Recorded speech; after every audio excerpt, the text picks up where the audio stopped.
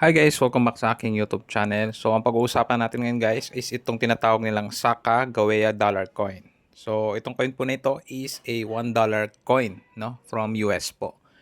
So kung bago ka dito sa aking channel guys at gusto nyong matuto regarding coins at banknotes, click nyo na guys yung subscribe button at saka notification bell para updated po kayo sa mga videos na i-upload ko.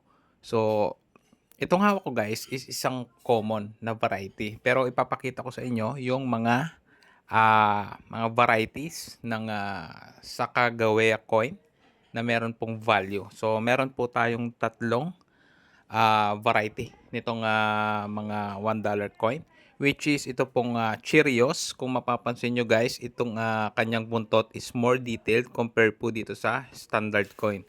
So ito po yung merong value. Ito pong nasa kanan. So makikita nyo po na may mga guhit-guhit po yung kanyang feathers compare po dito sa standard coin dito sa kaliwang bahagi, no? At ang value naman po nito is depende po sa kanyang kondisyon. So alam naman po natin na pagdating sa mga coins, malaking factor po kasi yung kondisyon ng isang barya, no? Nakakaapekto talaga ito sa kanyang value. So ang value po nito, ayan po, nasa around 2,600 pagka selling po. Pag mga buying naman po, ayan, 3,000 US dollar. So may mga circulated naman 1,500, tapos mga selling naman po is 1,200. So napakalaking value din po nito guys, no? At syempre, pagka ganito pong malalaki yung value ng mga coin, expect nyo na po na mahirap po talagang hanapin ito. So possible naman na may mga iba na makakuha nito. Pero syempre, pagdating po sa mga ganyang variety, medyo mahirap po talaga, no? Itong mga ganitong coins na merong mataas po na value. So ulitin ko guys, itong 2,000p Cheerios po na $1 sa Kagawea coin is mas detailed po yung kanyang feathers po sa kanyang buntot. So ayan po, paki-check nyo po yung mga hawak po ninyong mga coins. So next naman guys is yung pangalawang variety.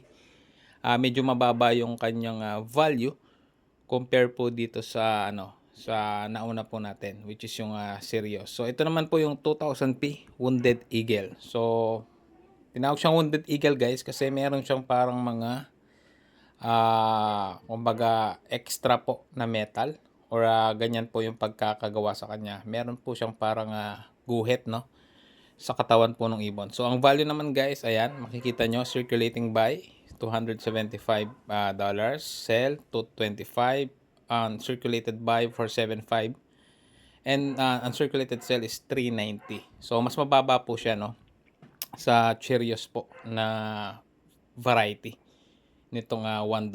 And then yung last naman guys is yung presentation po, no. So i-check yung mabuti yung mga nyo guys, no, mga coins po ninyo kasi medyo kailangan detailed po, no.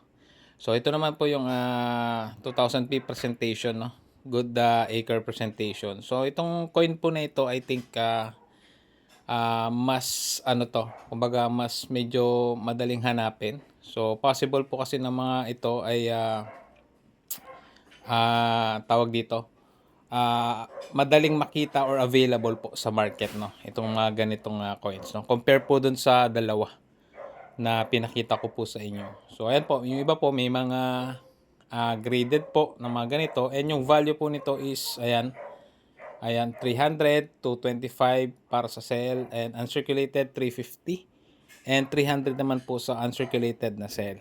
So yan po yung tatlong variety na may value. So check nyo pong maigi yung mga details po na binanggit ko kasi medyo kailangan tignan nyo pong mabuti, no? So yun lang guys para sa video na ito, at I hope may natutunan kayo, and muli maraming salamat sa panonood.